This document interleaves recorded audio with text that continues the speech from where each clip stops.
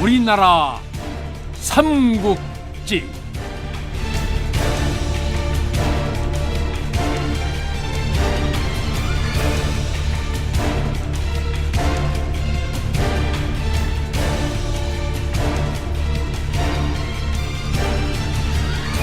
제67부 원화 미실.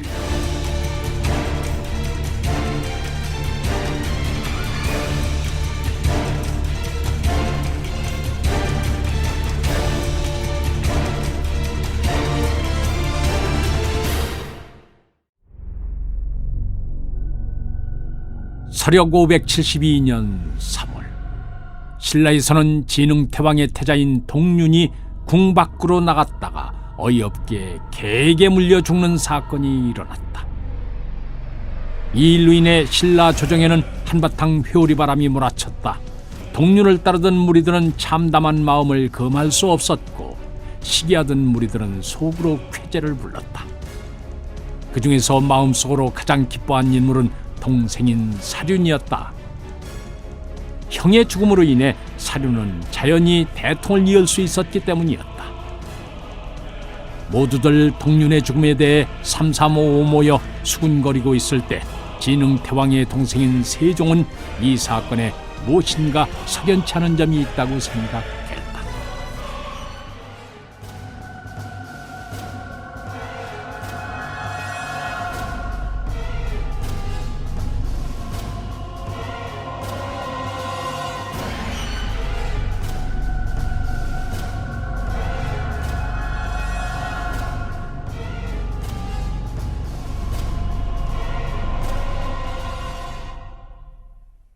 세종은 사람됨이 맑을 뿐 아니라 심지가 깊고 덕을 갖추어 왕실과 조정에서는 물론 백성들에게서도 많은 사랑과 존경을 받았다.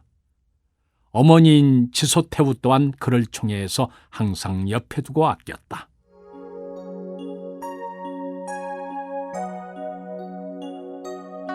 태후는 세종이 성년의 나이가 되자 도성 안에 명을 내려 결혼 정년기에 있는 명문대가의 여식들을 모두 궁으로 들도록 했다. 이에 수십 명의 처녀들이 성장을 차려입고 입궐했다. 태후는 직접 세종과 함께 처녀들이 모여있는 별궁으로 나갔다. 별궁의 앞마당은 그야말로 오색물결을 이루고 있었다. 처녀들은 각기 자신을 뽐내기 위해 화려한 색깔의 소매가 넓은 저고리와 폭이 넓게 퍼지는 비단 치마를 입고 고분옥, 물고기, 칼, 유리병, 숫돌 등의 20여 가지 장식이 달린 허리띠와 오색이 창연한 가슴 꾸미개, 금으로 만들어진 정교한 세공의 귀걸이와 목걸이로 한껏 멋을 내고 있었다. 태후가 나타나자 처녀들은 일제히 무릎을 꿇고 절을 하며 맞이했다. 태후는 미리 준비해놓은 탄에 올라 흐뭇한 얼굴로 처녀들을 내려다보며 세종에게 말했다. 이 중에서 네 마음에 드는 처자를 골라보아라. 세종은 부끄러운 마음이 들어 얼굴을 붉혔다. 소자는 어마마마의 뜻에 따르겠습니다. 너와 100년 가약을 맺을 사람인데 어찌 내 맘대로 하겠느냐. 도성에서 제일 가는 영예들이니 부족함이 없을 것이다. 세종은 어머니의 권함에 못 이겨 고개를 들고 처녀들의 모습을 찬찬히 살폈다. 그는 처녀들을 하나씩 훑고 지나가다가 한 처녀와 눈이 마주쳤다. 다른 사람들은 모두 부끄러워 고개조차 못 들고 있는데 그 처녀만은 당당히 고개를 들고 세종을 쳐다보았다. 그녀의 눈매는 가을 하늘처럼 서늘하여 보는 사람의 가슴을 시원하게 만들어 주었다. 처녀는 다른 사람들과는 달리 조금도 꾸미지 않은 수수한 차림으로 서 있었다. 하지만 그녀의 아름다움은 주변의 모든 사람들을 압도하고 남았다. 그녀에게서는 들판에서 뛰어다니는 노루와 같은 생동감이 느껴졌다. 대궐 안에서 자란 세종이 결코 느껴볼 수 없었던 대자연의 생기가 그녀의 온몸을 감싸고 있었다. 처녀를 의식하는 순간 다른 사람들은 마치 바람처럼 세종의 시야에서 사라져버렸다. 오직 그녀만이 살아 숨쉬는 존재일 뿐 주변 사람들은 모두 이를 돋보이게 하는 배경에 지나지 않았다.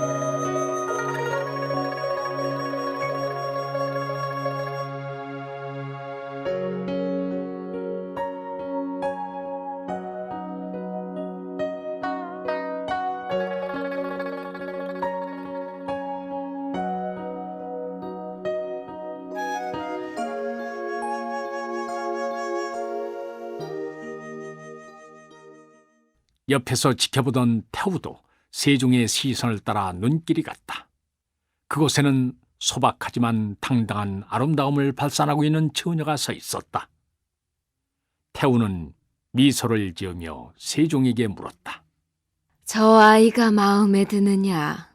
세종은 그제야 정신을 차리고 얼굴을 붉혔다. 태우는 처녀에게 앞으로 나오라고 말했다. 처녀는 조심스럽게 사람들 사이를 헤치고 앞으로 나섰다. 질시의 시선이 일제히 처녀의 작은 몸에 꽂혔다. 태우가 처녀를 가까이서 보니 과연 눈에는 총기가 넘치고 다부지게 담은 입술에서는 사람들을 압도하는 위엄이 풍겼다. 태우는 그녀가 마음에 들었다. 사람 좋기만 한 아들에게는 더할 나위 없는 배필감이었다. 처녀가 예를 갖추고 서자 태우는 부드러운 음성으로 물었다. 너는 어느 가문의 여식이냐? 저는 미진부의 여식인 미실이라 하옵니다. 미진부라면 버풍왕에게 총애를 받던 신하였다. 버풍왕이 타계했을 때 후사를 놓고 태후의 세력과 상반되는 입장에 섰기 때문에 태후와는 서로 사이가 좋지 않았다. 태후는 이 말을 듣고 탐탁치 않은 마음이 들어 은근히 반대의 뜻을 내비쳤다. 하지만 이미 세종의 마음은 미실로 가득 차 있었다. 세종이 미실에게서 눈을 떼지 못하자 태후는 고민이 되지 않을 수 없었다. 일단 처녀들을 돌려보낸 후 내궁으로 돌아온 태후는 상대등 이사부를 불렀다. 태후는 어려운 일이 있을 때마다 이사부에게 의지했다. 미진부의 여식이라니 이를 어쩌면 좋겠소. 미진부는 선태왕의 총신입니다. 비록 그가 우리와 입장을 달리하기는 했지만 이 모두가 나라를 위하는 충정에서 비롯된 것입니다. 지금은 싸울 때가 아니라 포용하고 화합할 때입니다. 이번 혼사를 통해 서로 화해하게 된다면 이 또한 왕실의 복이 아니겠습니까? 이사부의 말이 옳았다. 진흥태왕의 치세가 이제 안정에 접어들고 신라가 밖으로 뻗어나가고 있는 이때 흘러간 과거사를 갖고 왈가왈부한다는 것은 현명한 일이 아니었다. 태후는 미실을 세종의 아내로 맞아들이는 것을 허락했다. 진흥태왕은 궁인들에게 명해 동생의 결혼식을 성대하게 준비하도록 명했다. 이에 신라의 궁궐은 떠들썩하고 분주했다.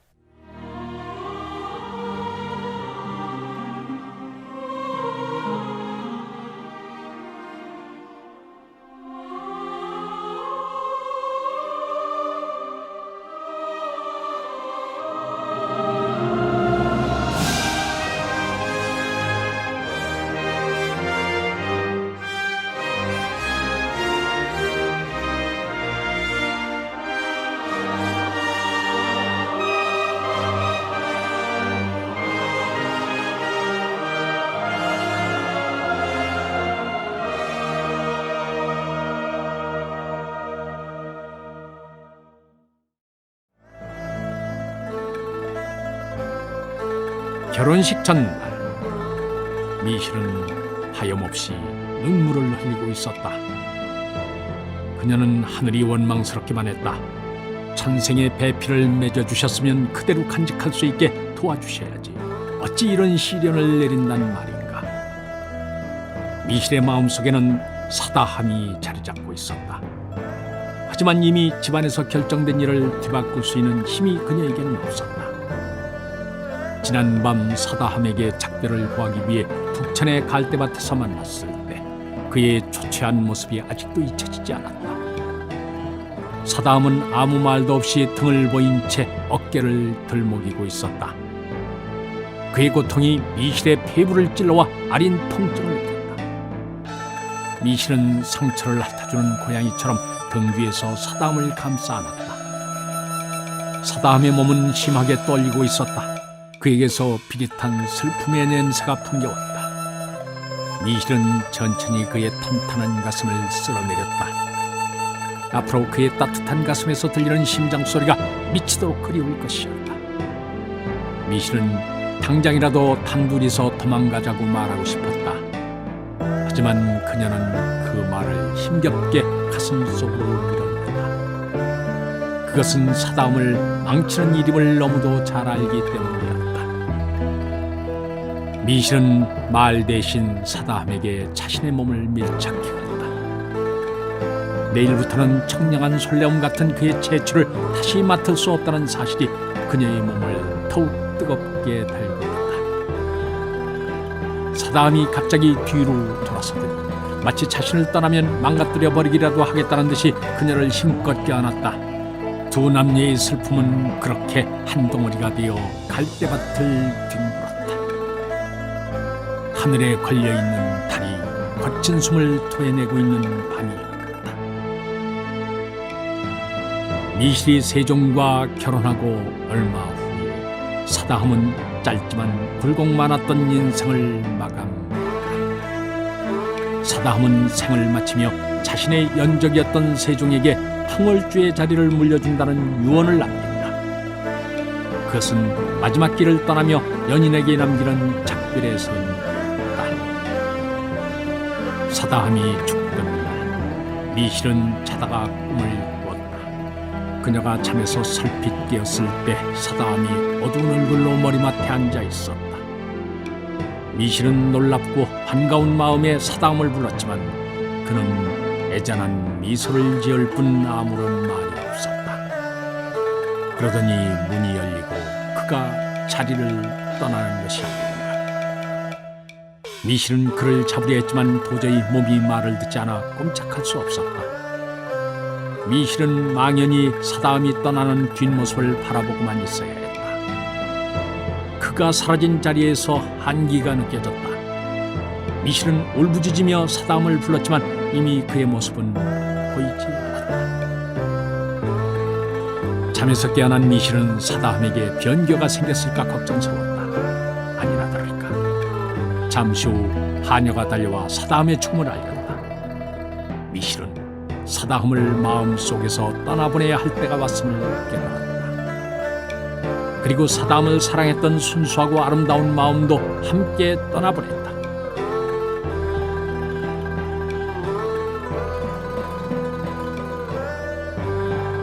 이제 그녀에게 남은 것은 자신들의 사랑을 망쳐놓은 운명에 대한 복수심이었다. 비록 그 복수가 애꿎은 사람들에게 돌려진다 할지라도 결코 멈출 수 없었다. 그녀에게는 마음에 고인 고통을 풀어낼 희생양이 필요했다. 미실은 마음을 독하게 다잡았다.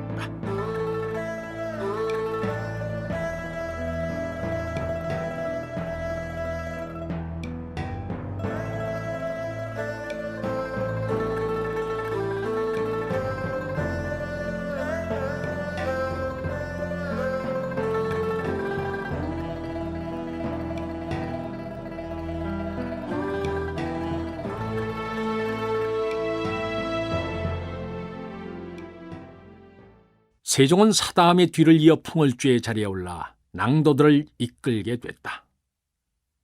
처음에는 낭도들의 전폭적인 사랑을 받던 사다함의 뒤를 잇는 것이 부담스러워서 사양을 냈다. 그는 왕족이었기에 자칫하면 왕실의 누가 될 수도 있는 일이었기 때문이었다. 하지만 미실이 여러 차례 간곡히 청하자 세종은 그 뜻을 받아들였다. 세종은 진실로 미실을 사랑하고 있었기 때문에 그녀가 원하는 일이라면 무엇이든 들어줄 수 있었다. 태우는 세종이 아직 연륜이 부족하고 마음이 여린 점을 걱정하여 풍월주가 되는 것을 반대했다.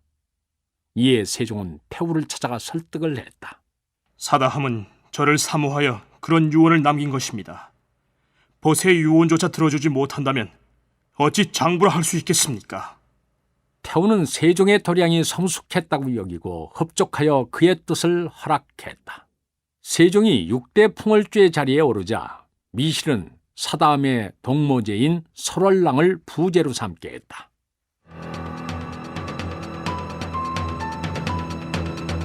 이때 태자 동류는 장성하여 만호공주를 아내로 맞아들였다. 태자는 성격이 호탕하고 풍류를 좋아했으며 벗을 사귀기를 즐겼다. 미실은 태우를 찾아뵈러 수시로 궁을 드나들었는데 동륜이 미실의 미색에 반하여 그녀를 마음에 두게 됐다. 미실은 동륜의 주위를 어른거리며 그의 마음을 휘저어놨다.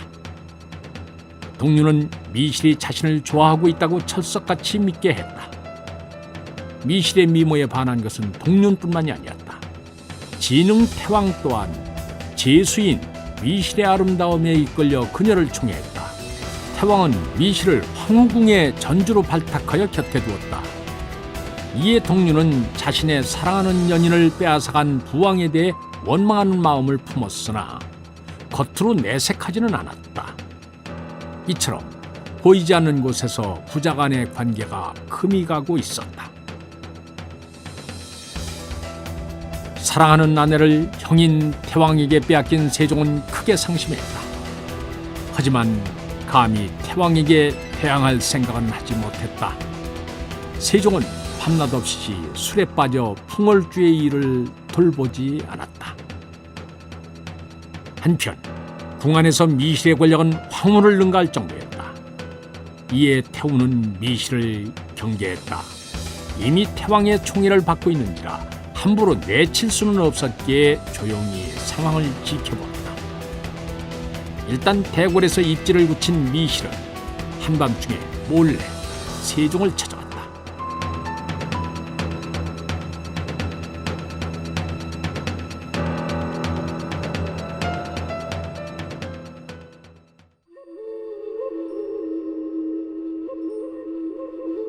미실이 찾아오자 술에 취해 있던 세종은 자신이 헛것을 보고 있는가 하여 눈을 비볐다.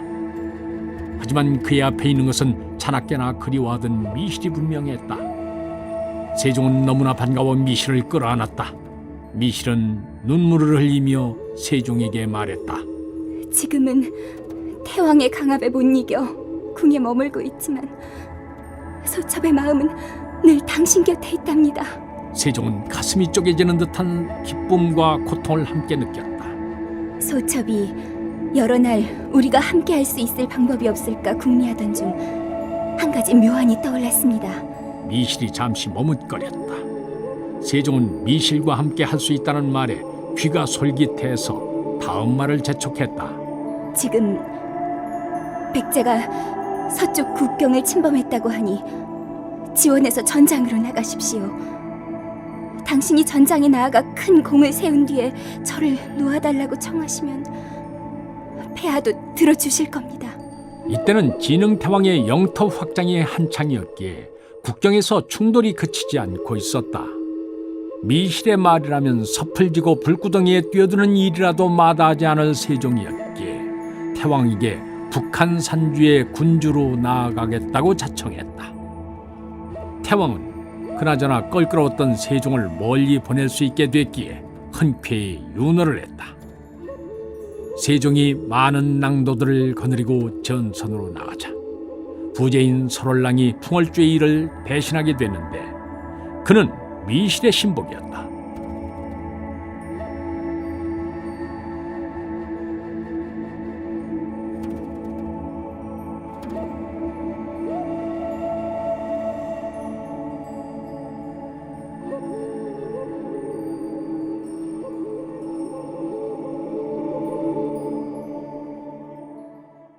미실은 설월랑과 그의 동생인 미생을 은밀히 불렀다. 풍월주께서 전선으로 나가신 이후 남아있는 낭도들의 불만이 심상치 않다. 내 일을 가만히 두고 볼 수 없으니 너희들은 폐하께 나를 원화로 임명해달라 주청하여라. 그리하면 내가 나서서 그들의 불만을 누를 것이다. 선원낭은 고개를 끄덕였다. 며칠 후 미실은 대궐로 들어가 태왕을 아련했다. 소첩이 폐하의 총애를 받는 것을 시기하는 무리들이 너무 많사옵니다. 그리고 주변에 흉한 소문이 돌아 화랑도의 낭도들이 저를 바라보는 시선이 위태롭게 느껴집니다. 진흥태왕은 걱정스러운 얼굴로 물었다.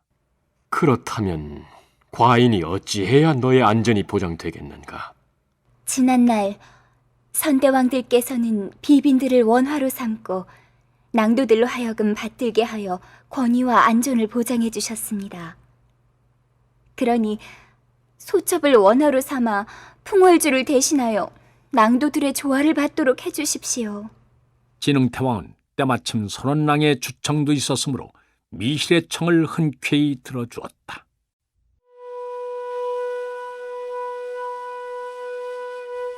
이리하여 원하로 임명된 미실은 선원낭과 미생을 봉사랑으로 삼고 사다음의 어머니인 금진을 화모로 삼았다. 미실이 원화가 되자 낭도들 사이에서 반감이 크게 일었다. 그 당시 도성에는 미실에 대한 추잡한 소문이 끊이지를 않았다. 낭도들은 미실이 자신들의 풍월주인 세종을 배신하고 태왕과 통정하여 권력을 잡았다고 믿었다. 이때 세종은 서변으로 쳐들어온 백제군을 일선에서 맞아 격파하고 이 지역의 방비를 강화하기 위해 백성들을 독려해서 내리서성을 쌓고 있었다. 미실이 원화가 된 후 채 몇 달도 지나지 않아 풍월주 자리가 설원낭에게 넘어갔다. 연통을 받은 세종은 급히 토성으로 돌아왔다. 세종을 따르는 낭도들은 그가 돌아왔다는 소식을 듣고 무리를 지어 달려왔다.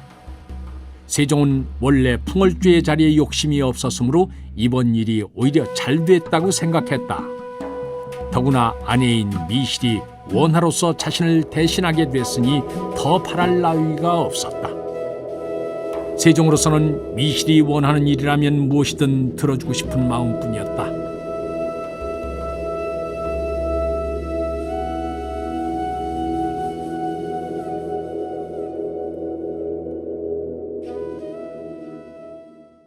이때 낭도들의 우두머리 격인 문노가 달려와 세종에게 아뢰었다. 저는 선대 풍월주이신 사담공을 받들었고 그분의 유지에 따라 왕자님께 목숨을 바치기로 맹세했습니다. 그런데 갑자기 선원낭이 풍월주가 되다니 세상에 이런 병기가 어디 있습니까? 저희는 절대로 그 결정을 받아들일 수 없습니다. 낭도들도 문노의 뒤를 이어 아우성을 쳐댔다. 세종은 난처한 표정을 지으며 낭도들을 달랬다. 그대들의 뜻을 잘 알고 있고 고맙게 생각하오. 그렇지만 새로이 풍월주가 된 설원낭은 뛰어난 인물이니 낭도들을 잘 이끌이라 믿소. 그리고 원하는 나의 분신과도 같으니 부디 나를 대하듯 잘 섬겨주기를 바라오. 세종은 미실이 원화가 됐기에 궁에서 자유롭게 나올 수 있으리라 기대했다. 그렇게 되면 얼굴이라도 자주 볼 수 있을 것이었다. 세종이 이렇게까지 부탁하는 데야 문노를 비롯한 낭도들도 더는 불만을 토로할 수 없었다. 낭도들은 눈물을 흘리며 한동안 그 자리에서 떠날 줄을 몰랐다.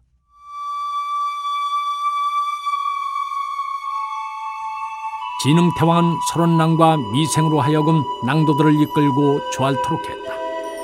태왕은 미실과 함께 낭도들로부터 조알례를 받고 그들을 위로하는 의미로 크게 잔치를 베풀었다.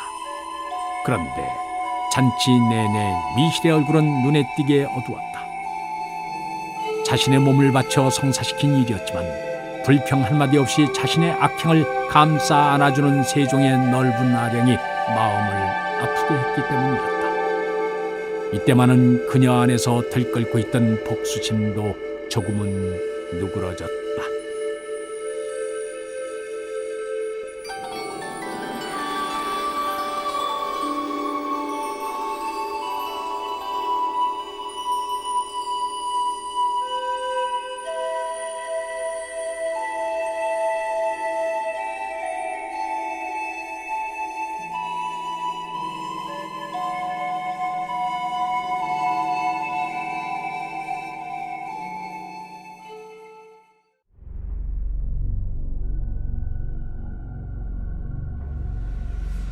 미실이 태왕의 총첩이 된 이후로도 태자 동류는 자나깨나 그녀를 잊지 못했다. 그는 침상에 누워도 미실의 얼굴이 눈앞에 어른거려 잠을 이룰 수 없었다. 동류는 참다 못해 미실에게 은밀히 신복을 보내어 밤에 동궁의 뒷뜰에서 만나자고 청했다. 미실은 동륜이 이미 자신의 손아귀에서 벗어날 수 없다고 자신했기에 그의 애간장을 녹이려고 몇 번이나 거절을 했다. 하지만 동륜은 이에 굴하지 않고 끈질기게 만나달라고 청해왔다. 동륜은 이제 태왕조차도 안중에 없는 듯했다. 얼마 후 미실은 못 이기는 척하고 사람들의 눈을 피해서 태자를 만났다. 그 뒤로 두 사람의 만남이 잦아지면서 동륜은 미실에게 병적인 집착을 보이기 시작했다. 그는 밤낮을 가리지 않고 미실을 찾았다. 동륜의 지위를 이용하려 했던 미실은 이런 그의 극단적인 행동에 점점 불안해졌다. 잘못해서 태왕의 귀에 들어가게 되면 이제까지의 모든 노력이 수포로 돌아갈 수도 있었다.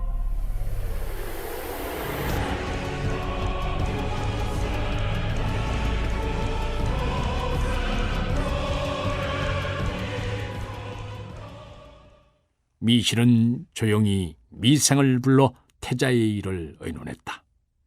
미생은 수려한 외모와는 달리 간계가 뛰어나고 눈치도 빠른 인물이었다. 태자의 일은 소인에게 맡겨주십시오. 낭주께서는 제가 이르는 대로만 하시면 됩니다.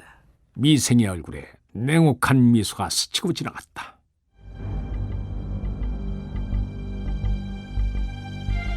며칠 후 미실은 동륜에게 미생을 소개했다.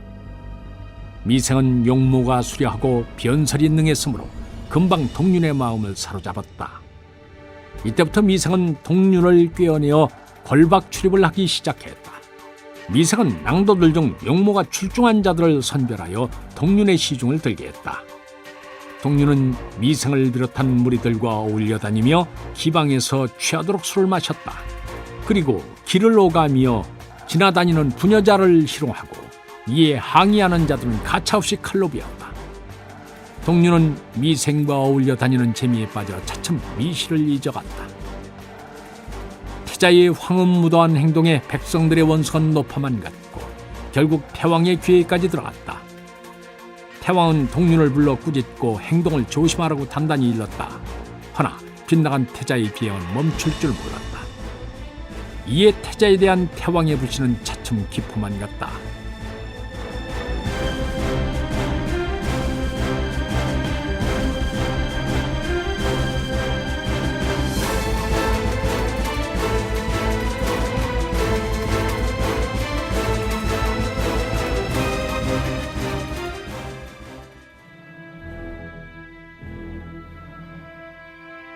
달이 휘영찬란한 어느 날 밤이었다. 이날도 태자는 미생과 어울려 궁 밖으로 나갔다가 돌아오는 길이었다. 태왕이 궁의 문지기에게 엄하게 일러두었기 때문에 태자는 궁문으로 출입할 수 없었다. 그래서 궁궐의 뒷담을 넘어 안으로 들어가야만 했다.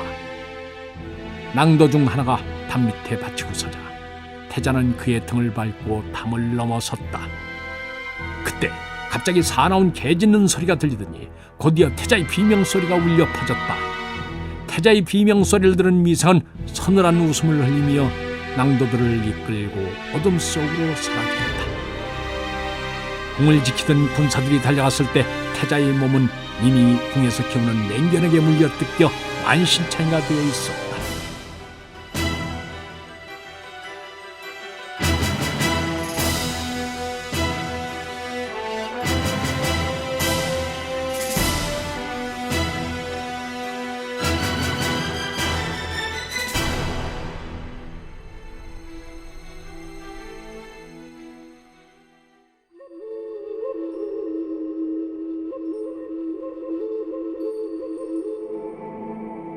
태자가 궁밖 출입을 하다가 개에게 물려 죽었다는 소문이 퍼지면 왕실의 망신이 될 것이 뻔했다. 진흥태왕은 이 사건을 조용히 무마하고 궁인들에게 일체 발설하지 못하도록 엄명을 내린다. 그래서 태자는 지병으로 인해 갑자기 죽은 것으로 처리됐다. 이미 동료는 태왕의 눈밖에 났으므로 왕후만이 그의 죽음을 애달파했을 뿐이었다. 미실은 이럴 때일수록 눈길을 끌지 말아야 한다는 것을 잘 알고 있었다. 동륜이 낭도들과 어울려 다녔다는 소문이 도성의 파닥에 퍼져 있었기 때문이었다. 그래서 미실은 일련의 불미스러운 일에 대한 책임을 지고 원화의 자리에서 물러났다.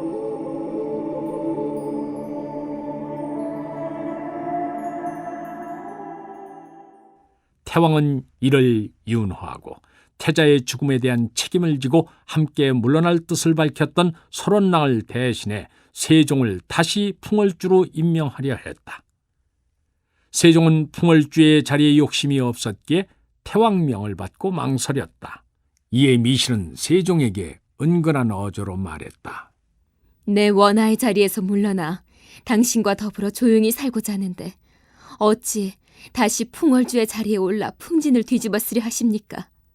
차라리 설월랑에게 양보하십시오. 세종은 미실이 진심으로 말하는 것으로 알고 크게 기뻐하여 태왕에게 설원랑을 유임시키라고 간청한다.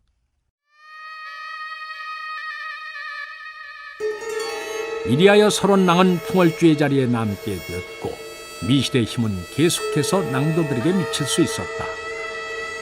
세종이 풍월주 자리를 포기했는데도 미실은 그와의 약속을 지키지 않고 여전히 태왕의 옆에 머물러 있었다. 하지만 마음이 넓은 세종은 조금도 불평을 하지 않고 묵묵히 그녀를 지켜보았다.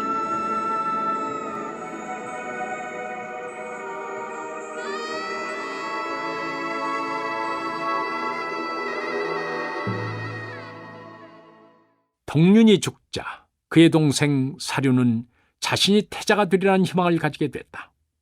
하지만 진흥태왕에게는 여러 왕자가 있었으므로 장담할 수는 없었다. 사류는 태왕의 청해를 받는 미실을 자신의 편으로 끌어들이기로 결심하고 은밀히 청하여 만났다. 만일 내가 다음 보위를 이룰 수 있도록 도와준다면 그대를 왕으로 봉하겠소. 미실은 사륜의 제안을 기꺼이 받아들였다. 만일 계획대로만 된다면 이 나라는 자신의 손에 들어올 것이었다. 미실은 기회가 있을 때마다 진흥태왕에게 사륜의 인덕과 총명함에 대해서 칭찬을 했다. 주위에서 사륜에 대한 칭송이 높아지자 태왕의 마음도 차츰 그에게 기울었다. 마침내 진흥태왕은 사륜을 태자로 삼았다. 미실은 이제 자신의 복수가 거의 완성됐다고 생각했다.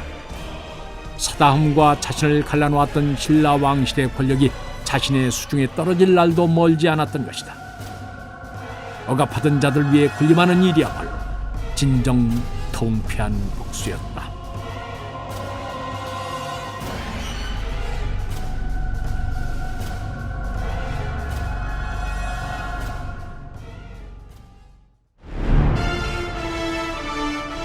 서력 576년 진흥태왕이 승하하고 사륜이 왕위에 등극하니 이가 바로 진지태왕이었다. 진지태왕은 즉위한 후 미실을 왕후에 봉하려 했으나 대신들의 강력한 반대에 부딪혔다. 선태왕의 총첩을 왕으로 맞아들이는 일은 고금의 이해를 찾을 수 없다는 이유에서였다. 진지태왕으로서는 대신들의 의견을 누를 만한 명분이 없었다. 갓 임금에 오른 진지태왕으로서는 대신들의 도움이 절대적으로 필요했기 때문에 이들의 뜻을 받아들이지 않을 수 없었다. 시간이 흐르자 진지태왕은 다른 후궁에 빠져 서서히 미실의 존재를 잊게 되었다.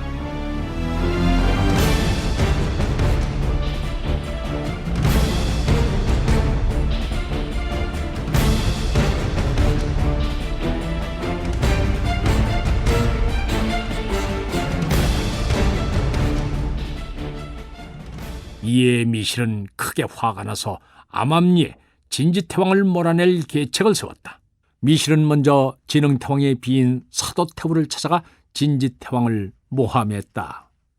지난날 태자 동륜의 죽음 뒤에는 현태왕인 사륜의 음모가 있었습니다. 그가 몇몇 낭도들과 작당을 하여 태자를 죽이고 사고로 위장한 것입니다. 동륜의 죽음을 애석하게 여기고 있던 사도 태우는 미실의 말을 듣고 크게 노했다. 왕위를 차지하기 위해 피를 나눈 형제를 죽이다니 이는 짐승만도 못한 짓이다. 내 일을 그대로 묵과할 수 없다.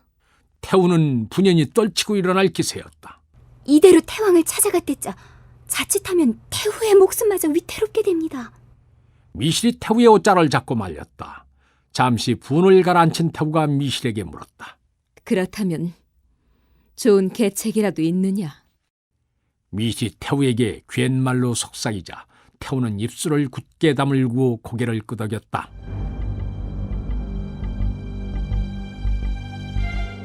미실은 곧 설월랑과 미생을 불러들여 낭도들을 규합하고 사람들에게 눈치채지 않도록 조심하여 궁 밖에 집결시키게 했다. 만반의 준비가 끝나자 미실은 초조하게 밤이 오기만을 기다렸다. 드디어 어둠이 내리자 궁문을 지키는 수문장과 군사들은 태우의 명령에 의해 성문을 열어놓고 자리를 피했고 낭도들은 발소를 죽이며 궁으로 들어섰다. 진지태왕은 편전에서의 업무를 끝내고 지도부인이 기다리는 침전으로 들었다. 지도부인은 오공의 딸로 자색이 뛰어나고 곁태가 남달라 진지태왕의 사랑을 독차지했다. 그래서 미실을 제치고 왕후의 자리까지 올랐다. 이날도 태왕은 어김없이 지도부인의 처소를 찾아 하루 동안 있었던 일에 대해서 두서없이 늘어놓았다. 태왕은 지도부인 앞에서는 자질구레한 일상부터 중대한 나라의 일까지 가리지 않고 모두 털어놓았다. 그러면 지도부인은 아무 말 없이 경청하다가 기쁜 일에는 반색을 했고 슬픈 일에는 눈물을 흘렸으며 걱정스러운 일에는 한숨을 내쉬었다. 진지태왕은 감정을 좀처럼 드러내지 않는 냉정한 미실을 보다가 바람에 흔들리는 갈대처럼 자신이 움직이는 대로 즉각 반응을 보이는 지도부인과 함께하니 더할 수 없이 마음이 편하고 자신감도 생겨났다.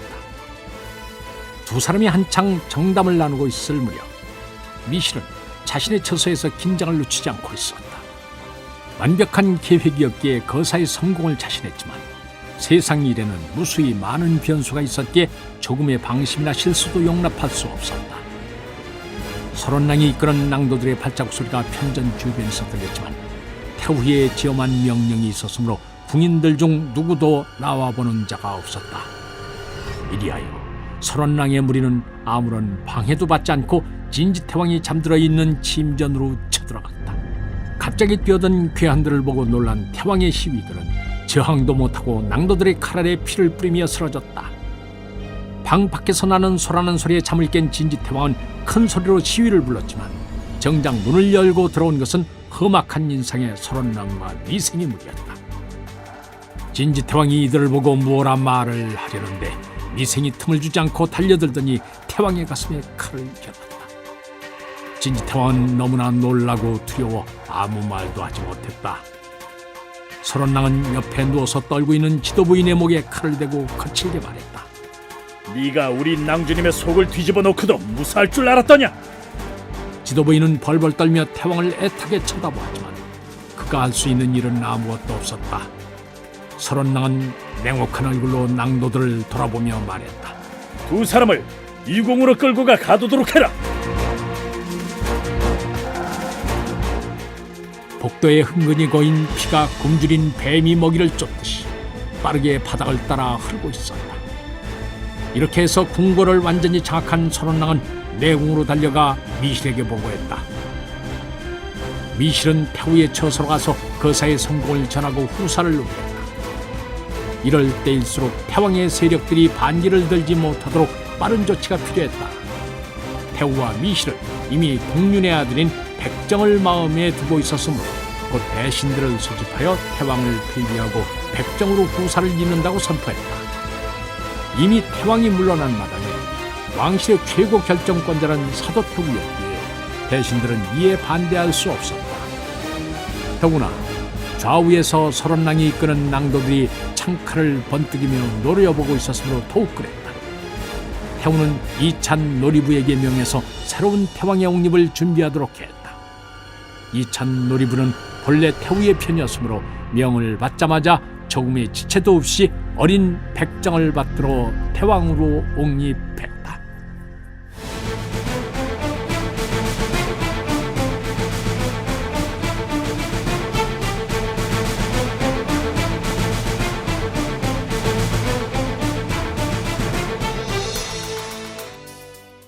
왕위에 오른 진평태왕은 나이가 어렸으므로 미실이 후궁에 머물며 조정의 일을 마음대로 주물렀다. 이제 신라 왕실과 조정은 미실의 손아귀에 들어온 것이나 마찬가지였다.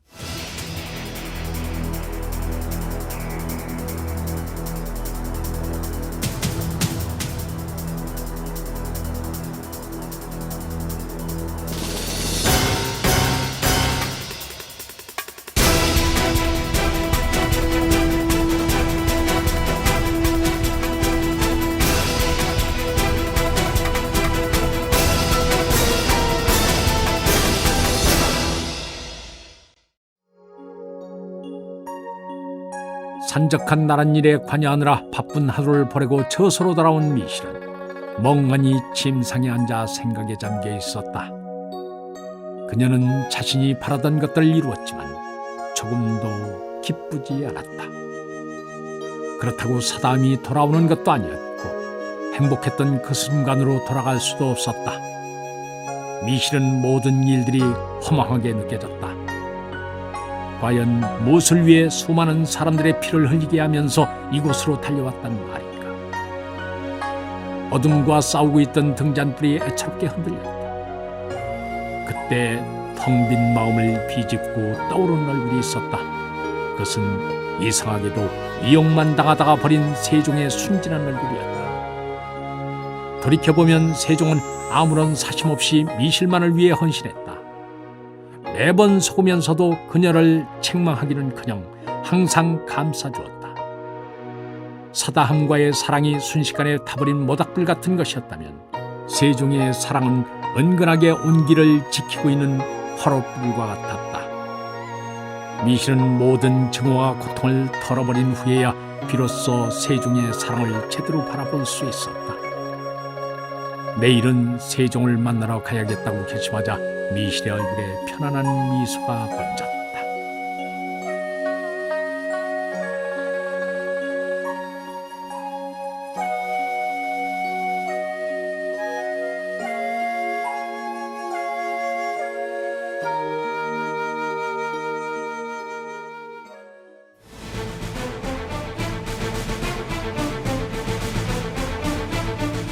미실이 궁을 떠나 세종과 함께 은둔하자 진평왕의 어머니인 만호 부인이 석정의 자리에 올랐다. 만호태후는 이번 반정에서 궁을 세운 이찬 놀이부를 상대등으로 임명하여 정사를 살피도록 했다. 상대등이었던 거칠부는 진지태왕이 죽자 스스로 벼슬을 버리고 시골로 낙향했다. 상대등 놀이부는 세상 이치에 밝고 경험이 풍부한 인물이었으므로 신라의 관제를 정비하여 관리를 임명하는 위화부 등의 관부를 신설하고 각처마다 그 능력에 맞는 관리들을 등용했다. 이처럼 신라는 외적인 팽창뿐 아니라 조정의 내실을 다지는 일도 게을리하지 않아 점차 나라의 안정을 찾았다.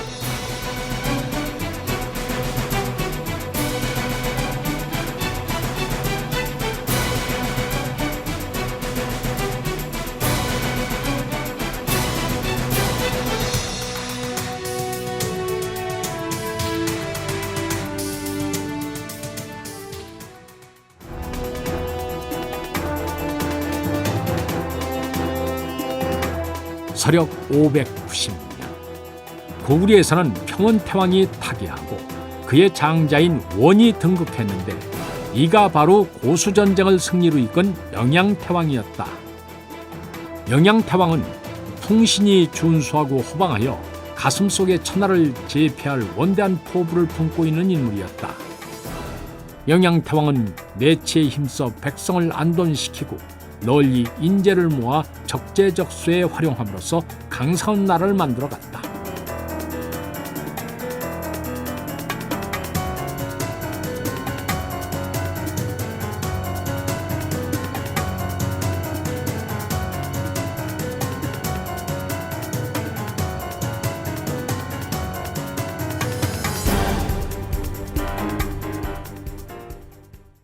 영양태왕이 신하들과 정사를 논의하고 있을 때 대형 온달이 나서서 아뢰었다. 신라가 망령되어 우리나라의 영토인 중령 이북의 땅을 빼앗아 저들의 군현으로 삼은 지도 벌써 수십 년이 지났사옵니다. 아직도 그곳의 백성들은 이를 통안스러운 일로 여기고 부모의 나라를 잊은 적이 없다고 하옵니다. 폐하께서 소신에게 군사를 내어주신다면 반드시 그 땅을 다시 찾아오겠사옵니다. 영양태왕은 매제인 온달의 결의에 찬 모습이 믿음직스러웠다. 이제껏 싸움에 나가 물러선 적이 없는 지용을 겸비한 온달이라면 반드시 중령 이북의 영토를 수복할 수 있을 것이었다. 여기서 말한 중령 이북은 소백산맥 북쪽 한수유역의 광활한 땅으로 삼국이 중첩을 이룬 곳이었다. 장수태왕 이후로 고구려 땅이었던 것을 지금은 신라가 차지하고 있었다. 장하도다. 그대의 기상이 하늘을 찌르고도 남는구나. 짐이 3만의 군사를 줄 것이니 반드시 승전보를 전하도록 하라. 중령 이북의 땅을 되찾지 못한다면 절대 돌아오지 않을 것이옵니다. 온달의 비장한 결의는 그곳에 모인 영양태왕을 비롯한 신하들을 숙연하게 만들었다.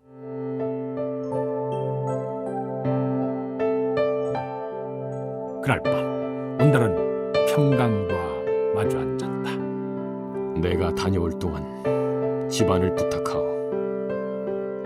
내 반드시 신라를 응징하고 중령 이북 땅을 되찾아 고구려의 이름을 만천하에 드날리도록 하겠소. 평강은 웬일인지 불안한 마음이 들었지만 원정을 떠난 남편 앞에서 상스럽지 못한 말을 할 수는 없었다. 집안일은 걱정 마시고 부디 몸 조심하세요. 평강은 흔들리는 눈빛으로 온달의 얼굴을 쳐다보았다.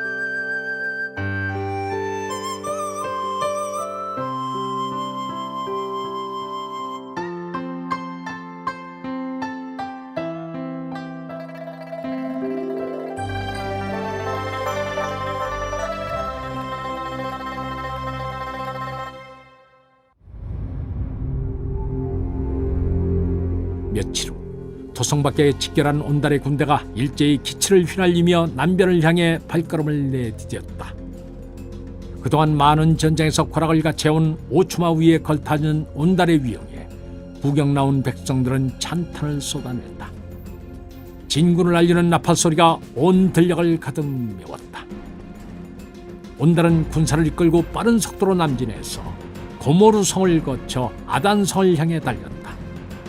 아단성은 국원성의 전초기지로 만일 이곳을 함락한다면 신라의 소경인 국원성도 쉽게 손에 넣을 수 있었다. 국원성을 차지하면 한수에 주둔하고 있는 신라군은 고립무원의 처지에 빠지게 돼 있었다. 온달은 직접 선발한 날랜 군사들과 함께 쉬지 않고 험한 길을 달려 아단성에 이르렀다. 갑작스런 고구려군의 침입에 아단성을 지키고 있던 신라군들은 허겁지겁 성문을 걸어 잠그고 국원성으로 전령을 보내 구원을 요청했다. 아단성은 가파른 산 위에 석초를 세우고 그 위에 돌을 높이 쌓아 만든 성으로 방어하기는 더할 수 없이 좁으나 공격하는 쪽에서는 많은 어려움이 있었다. 온달은 공수부대를 앞세워 화살 공격으로 기선제압에 나섰다. 마치 휘파람 새의 떼가 한꺼번에 날아오르는 듯한 화공음이 숲속의 나무들을 흔들어놨다. 고구려군의 화살을 맞고 내지는 신라 군사들의 비명소리가 성문을 아프게 날아다녔다. 성벽에서 많은 사상자들이 속출했지만 아단성주 대명은 결코 물러서지 않았다.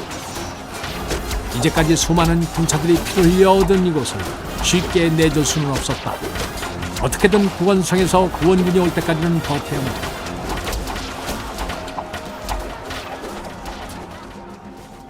대명은 상대 등이었던 거칠부를 따라다니며 전장에서 잔뼈가 굵은 장수였다. 대명은 특히 활을 잘 쏘았는데 그 솜씨가 어찌나 걸출한지 백보 앞에 기어가는 개미조차 맞출 정도였다. 거칠부는 대명의 재주를 아껴서 항상 자신의 옆에서 보조하도록 했다. 대명은 거칠부와 함께 이곳 한북의 전설에서 청춘을 쏟아부었다. 그리고 한때는 국원에 머물며 북부 전선을 통괄한 책임을 맡기도 했다. 하지만 진평태왕이 즉위하고 거칠부가 실권하게 되자 대명 또한 자리를 보존할 수 없었다. 하지만 상대등 놀이부는 뛰어난 장수인 대명을 그대로 물러나게 할 수 없어 아단성의 성주로 임명했던 것이다. 조정으로부터 명을 받은 대명은 아무 말 없이 국원을 떠나 아단성으로 향했다. 아단성이야말로 그가 피땀 흘려 쟁취한 곳이었으므로 말년을 보내기에 더없이 적합한 곳이었다.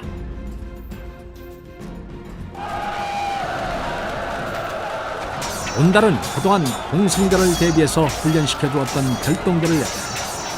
별동대는 기동성을 높이기 위해 쇠를 얇게 파서 만든 가벼운 갑옷과 투구를 쓰고 근거리 전투에 유리하도록 단창과 도끼를 들고 있었다. 이제까지 고구려는 중무장한 기병들을 위주로 전투를 펴나가다 보니 산성을 공격하는 데는 불리한 점이 많았다. 이 점을 깨달은 온달은 날랜 군사들을 뽑아 성벽을 무너뜨리거나 성을 타고 넘어가는 전법을 연마하고 근거리에서의 전투법 등을 조련했다. 그동안 모진 훈련을 거친 별동대의 날카로운 눈빛은 온통 성벽을 향해서 못 박혀 있었다. 온달의 명이 떨어지자 별동대는 일제히 성벽으로 뛰어들어 사다리를 놓고 오르기 시작했다. 이 사다리는 길이를 조절할 수 있도록 만들어 성벽의 높이에 관계없이 쓸 수 있었다. 별동대는 시차 위에 달라붙은 까마귀 떼처럼 성벽 위에 몸을 바짝 붙이고 올랐다. 그들의 모습은 마치 야차들이 달려드는 것 같았기에 신라 군사들은 기가 질리고 말았다. 부하들이 넋을 놓고 있자 대명이 큰 소리를 쳐서 이끌었다. 살고자 하는 마음을 보려라. 이 성에서 뼈를 묻는다는 각오로 싸워라. 대명의 비장한 외침에 아단성의 신라 군사들은 정신을 차리고 악착같이 성벽을 타고 올라오는 고구려의 별동대를 향해 화살을 쏘고 돌을 날렸다. 그리고 긴 창을 이용해 성벽에 가까이 다가서는 고구려 군사들을 찌르고 성벽에 걸쳐진 사다리를 밀어냈다. 고구려 군사들이 이를 악물고 공격하는 만큼 신라 군사들 역시 온 힘을 다해 저항했다. 그렇게 몇 시간에 걸쳐 피를 뿌리는 사투가 벌어졌다. 양편 군사들이 흘린 피가 바람에 날려 부슬비처럼 내렸다.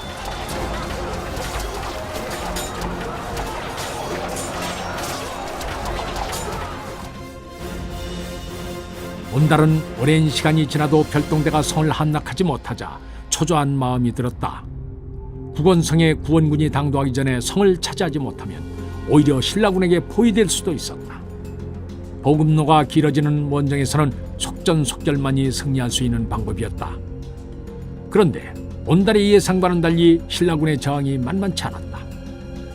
아단성이 비록 요충지였지만 작은 산성에 불과했으므로 이렇게 거세게 저항하리라고는 예상치 못했던 일이었다. 온달은 성 안에 뛰어난 장수가 있어 군사들을 이끌고 있다고 확신했다. 그렇다면 별동대에게만 맡겨놓을 수는 없었다. 온달은 전군에 공격 명령을 내린 후에 군사들을 진두지휘하기 위해서 앞으로 나아가려 했다.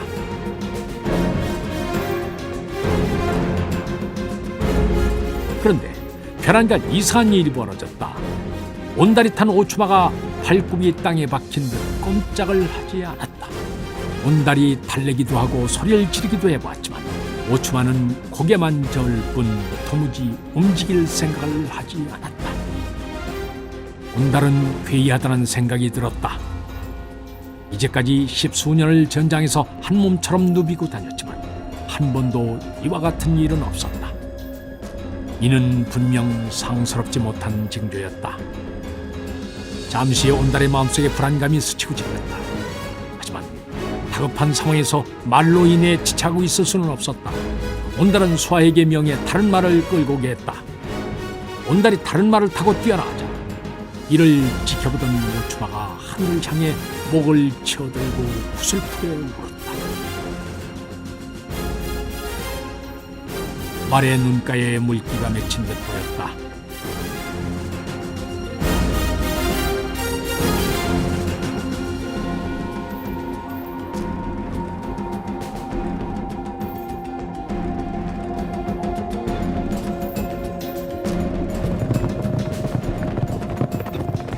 성의 보루에 서 있던 아단성주 대명은 고려군의 선두에 서서 달려오고 있는 온달을 발견했다. 이때 부장이 뛰어와 대명에게 이르렀다. 고구려의 중군이 움직이기 시작했습니다. 아무래도 이대로는 버티기 힘들 것 같습니다. 군사의 태반이 이미 목숨을 잃고 부상자도 속출하고 있습니다. 대명은 보고를 들으면서 여전히 온달에게 눈을 떼지 않고 있었다. 저자가 바로 고구려의 장군 온달이고, 내 비록 직접 만나보지는 못했지만 요소를 발 아래 둔 호랑이 같은 장수라는 소문은 익히 듣고 있었다. 용맹한 기상을 보니 과연 허언이 아니었구나. 대명은 힘수염을 쓰다듬으며 경의에 찬 어조로 말했다. 이에 부장은 폭망이 상기시켰다. 성주님, 지금 적장을 칭찬하고 있을 때가 아닙니다. 상황이 급합니다. 어찌하면 좋겠습니까? 대명은 다시 냉정한 얼굴로 돌아와 부장에게 말했다. 내 활을 가져오너라. 머리를 자르면 몸은 자연히 죽기 마련이다. 부장으로부터 활과 화살을 받아든 대명은 온달을 조준했다. 이 화살 하나에 아단성의 운명이 달려 있었다. 대명은 독하게 마음을 먹고 온달을 향해 힘껏 화살을 날렸다. 화살은 구름 사이로 한 줄기 빛이 내려와 땅에 꽂히듯 온달의 이마에 정확히 꽂혔다.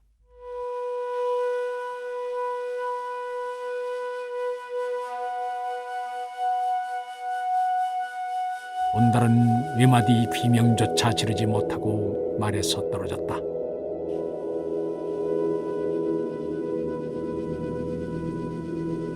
온달은 어린 시절에 바보란 놀림을 받으며 고생하다가 평강공주를 만나서야 비로소 자신의 자질을 발견할 수 있었다. 그는 각고의 노력 끝에 천하를 호령하는 고구려 최고의 장수가 됐다. 그리고 장수답게 전장에서 장렬히 최후를 맞이했다.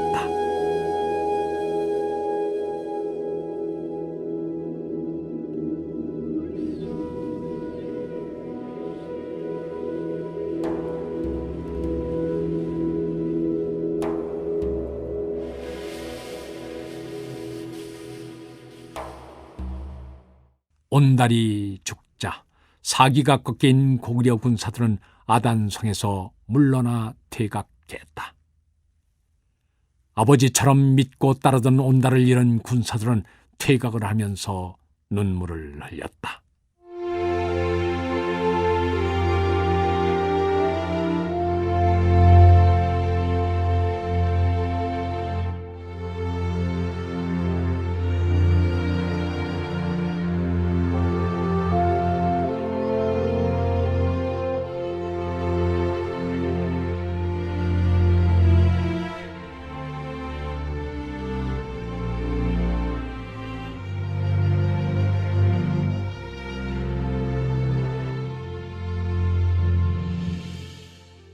그런데 고구려군이 국경에 다다랐을 때 이상한 일이 벌어졌다. 온달의 시체를 담은 관이 국경에 이르자 꼼짝도 하지 않는 것이었다. 힘께나 쓴다는 군사들이 수십 명씩 달려들어 움직여 보려 했지만 관은 미동조차 하지 않았다. 군사들로서는 난처하지 않을 수 없었다. 이곳에 계속 머무를 수도 없고 그렇다고 관을 버리고 갈 수도 없었다. 비보를 받은 평강이 말을 타고 달려와 보니 군사들이 땀을 뻘뻘 흘리며 관을 움직이려 애쓰고 있었다. 평강은 관에서 내려 군사들을 물리치고 관 앞으로 닿았다. 그녀의 얼굴은 초췌하기 이를 데 없었다. 너무 많이 울어서 눈꺼풀이 짓눌려 있었다. 평강이 관을 끌어안고 조용히 속삭였다. 당신이 태왕에게 했던 맹세를 지키려는 마음은 잘 알고 있어요. 하지만 이 모든 일은 하늘의 뜻이랍니다. 그러니 군사들 고생 그만 시키고 집으로 갑시다. 그제야 주위에 선 군사들은 관이 움직이지 않는 이유가 온달이 출전하면서 태왕에게 했던 맹세 때문이라는 것을 알았다. 감동한 군사들은 관 앞에 엎드려 눈물을 흘리며 도성으로 갈 것을 청했다. 그리고 나서 잠시 후 군사들이 관을 들어 올리자 놀라운 일이 벌어졌다. 아무리 애를 써도 움직이지 않던 관이 언제 그랬느냐는 듯 너무도 가볍게 들리는 것이 아닌가. 평강은 온달의 관 뒤를 따라 걸으며 다시 눈물을 흘렸다. 대성산 아래 움막에서 온달을 처음 본 순간부터 그가 말을 타고 아단성으로 떠나던 날의 기억까지 생생하게 살아났다. 평강의 심정과는 달리 무심한 하늘은 높고도 파랬다.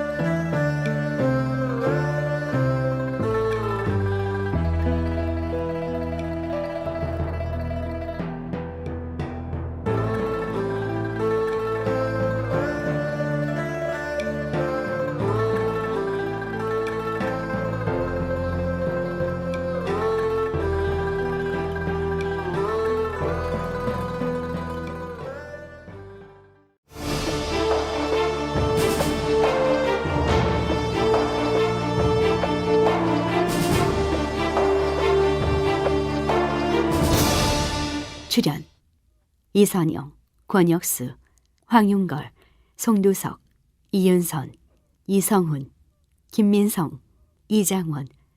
해설 김종성. 음악 이춘화, 효과 엄기혁, 기술 서교식. 총진행 유만준.